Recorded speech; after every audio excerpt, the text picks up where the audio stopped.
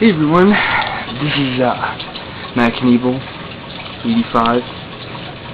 I'm just coming back and letting you guys know I went to go see Friday the 13th before everyone else saw it. Yeah. Out of 10 stars, I'd have to give the movie 8. They did some really good things. They didn't do so good things right there. First off, the movie starts off where the original Friday the 13th, 1980, and it shows the girl cutting off Jason's mom's head.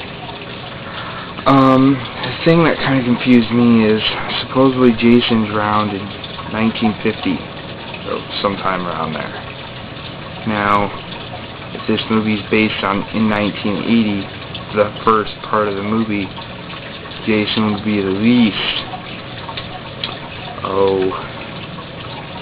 no, you can do the math.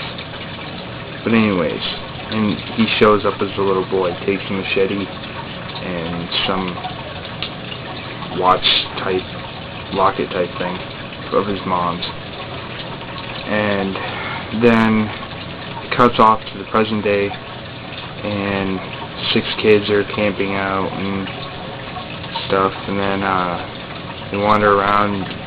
Jason kills them, and he has this potato sack for his mask. And then the weird thing is like, you get the first one, and it shows Jason's mom was killer. Then it switches to the present day.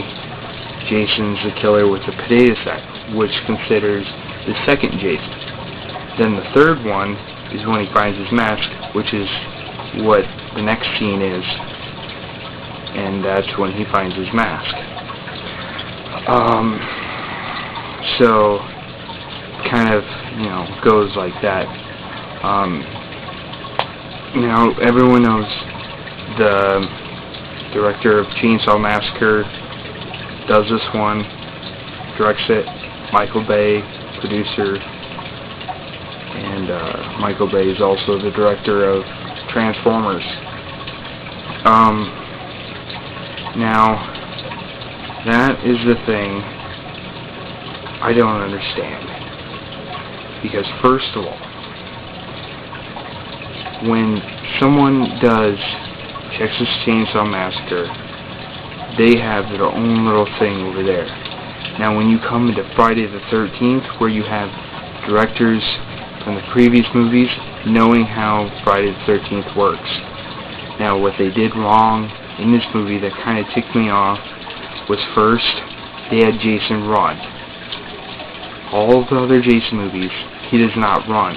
He power walks or walks. And they ruined it just for the fact that's not who Jason is.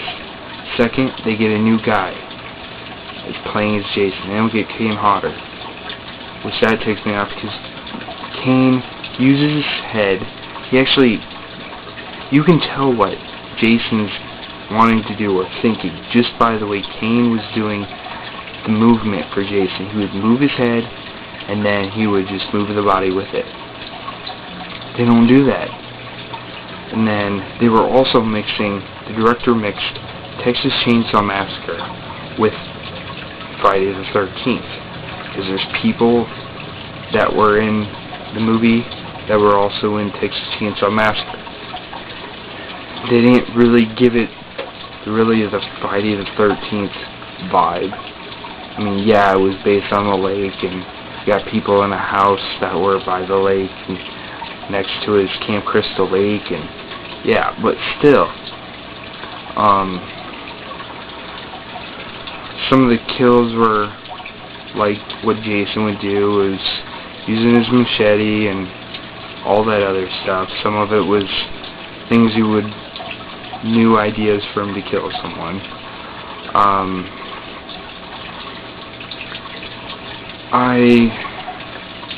I actually enjoyed watching this movie. I was disappointed at some parts. This movie is about an hour and a half long, but still, like I said before, it's better than the rest, those other ones I named off before. Let's see. You know, all Friday the 13th movies, they don't technically kill Jason completely at the end. This one's the same way.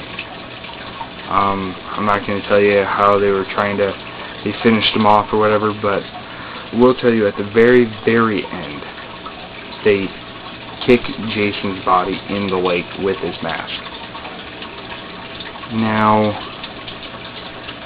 seriously, I think they're trying to make more. I could really care less. I'm just saying, they have to make it so it's like not obvious that they're going to make another one. Because if they're going to make it obvious, then they weren't really trying hard for the other people to kill Jason. They wanted people to know that. And well, we're not stupid. We know that they have to make a really good killing scene for Jason that expects us not to know that they're going to make another one, and they do. But this one automatically tells us they're going to make another one. We want to be surprised and see what new ways they come up with, of coming up with ways for Jason to come back and all that other stuff. That's just me. Let's see. Yeah, another thing I noticed in the movie also was, you know how Jason, you know, he gets around to certain points, no one really knows where he's going to pop up. Well, this one, they make him, one scene he's down on the other side of the house, and then a few minutes later they show him on top of a house, or he's just somewhere, he just pops out of nowhere.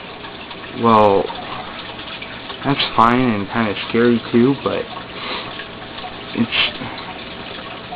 they kind of overdid it. I mean, he just can't, once you see him on top of a roof, and then next thing you know, he's inside.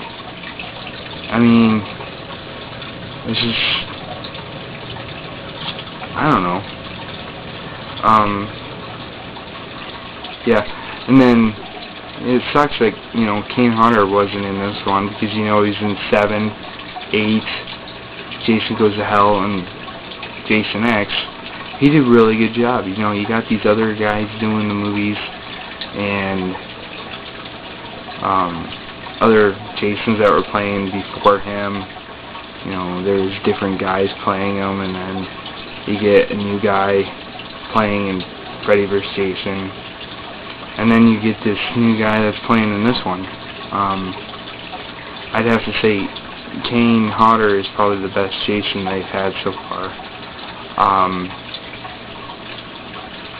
I can't really say if this is the best Jason movie ever, just for the fact you get a director who's directed a different series of movies, and then you got a guy who's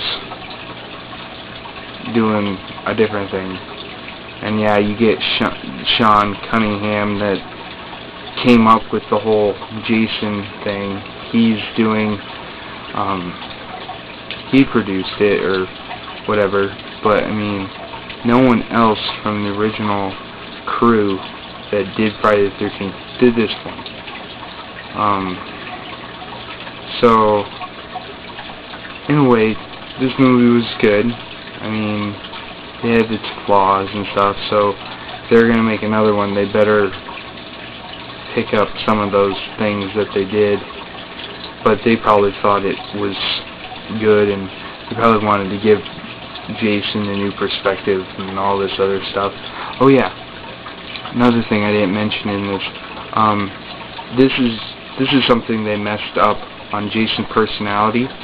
They actually have him saving a girl underground, and okay, first of all, Jason's personality, he does not save anybody. He kills everybody. They ruin it because he saves someone in the underground, which underground Also reminds me of Texas Chainsaw Massacre 2, when they're underground, have all those tunnels. That's exactly what happens in this one. I mean, you don't save a chick, you don't save a guy or anything like that. And then the whole plot of this movie is this guy is looking for his sister that was with those other campers and stuff, and they find him.